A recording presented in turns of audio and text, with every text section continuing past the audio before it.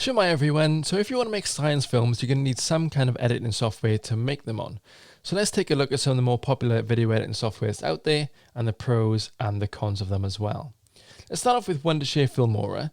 Now Filmora is a great piece of editing software that I didn't used to recommend, but now I do. It's got so good in the last year or so that it's actually one I used to teach with now as well. And that's because it's so affordable. A lot of video editing software seems to think that you have to be a professional filmmaker to use them. But Wondershare Filmora, there's an annual license you can pay or a perpetual lifetime license. And that, at the time of this recording, is about £70 for a lifetime. And you've got it, you guessed it, forever. So it's actually a bit more of an affordable way of using video editing software. And it's got lots of good stuff that goes along with it. So it's got keyframing with it, it's got motion tracking, it's got green screening. A lot of things that you'll need and will future-proof yourself with as well. Because you might not need those things now, but you might do in the future, and Filmora has them. It's also a really simple interface, so it's actually one that I really like. And even though I've got some more professional grade editing software, sometimes I just choose to edit my stuff in Wondershare Filmora, because it works across platforms as well, across operating systems. So this will work on a Mac as well as on a PC or Windows. But you do have to tell it when you download it which one it's for, and you can only use it for that operating system. Next up, we've got Adobe Rush. This is also a cross-operating system, though it's not optimized for the new M1 chips in Macs at the moment.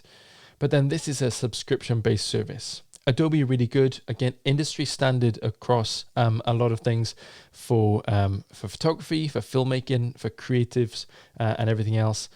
But they do love to get you into a subscription-based service. So this is £10 a month, and you pay that forever. That does mean you get updates and you can sync stuff up. So with Rush, you can use it across operating systems, Windows and Mac, and across platforms. So you can use it on your phone, then on your tablet, and then on your computer as well. And if you start shooting and editing on your phone, you get to your computer then, and you can turn on sync, and it'll sync up and it's ready there for you to use. There are a few limitations with Rush though. I think you'll quickly outgrow it and get to the point where you want more.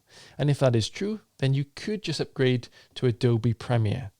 Now Adobe Premiere Pro is a little bit more expensive, a little bit too expensive. For a lot of people, it's £20 a month at the moment. And again, subscription-based service, you pay every single month. You're always paying out to Adobe. And there's so much stuff in it. Professional grade, industry standard software. It can be quite a steep learning curve. There's a lot of stuff with it, but you definitely do future-proof yourself. There's not a lot that you won't find in Adobe Premiere. This works across operating systems too. You can use it on Mac and on PC as well, on Windows, though it's really kind of optimized for Windows. It's not that stable either. Like it does crash quite a lot. One of the big updates I would love Adobe to do is to make it not crash quite as much. So Adobe Premiere is absolutely great though. If you really want to future-proof yourself from not having limitations in your editing, then Premiere is great.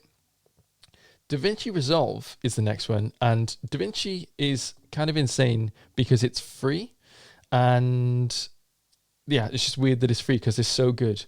Again, professional grade editing software, and there is a paid version that you can get. It's the studio version.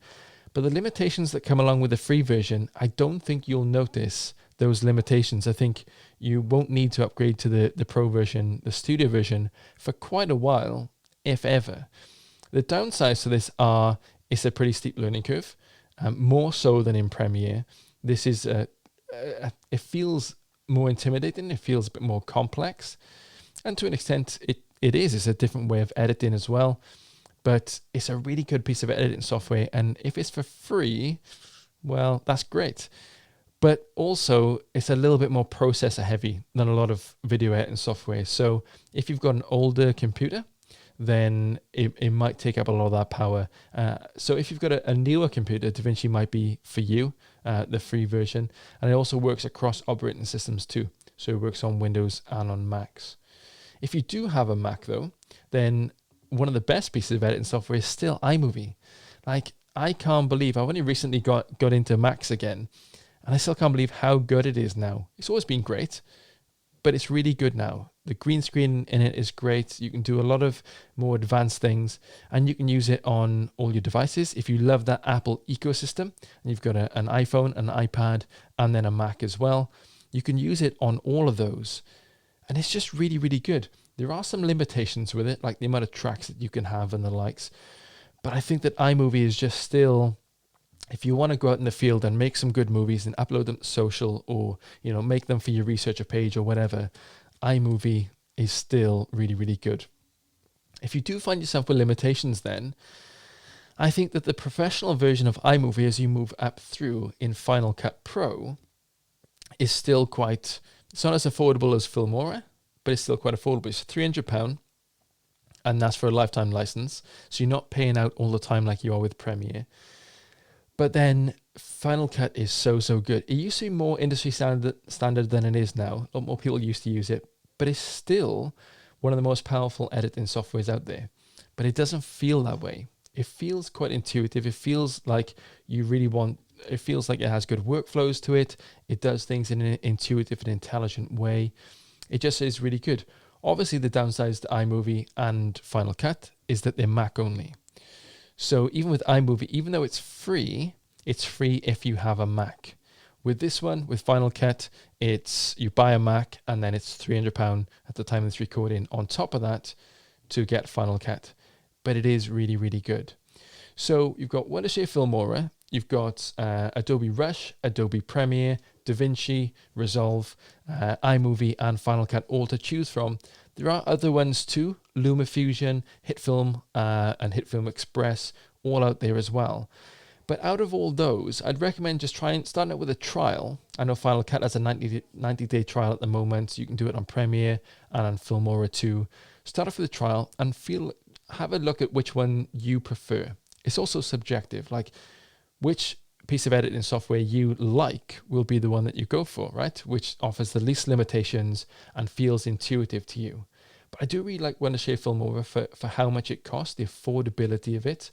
And iMovie is still a really, really good choice if you've already got a Mac and it's free there for you to use. If you've got a Windows, DaVinci Resolve is also free. You can download that and start using it, see how you feel with it and how you get on.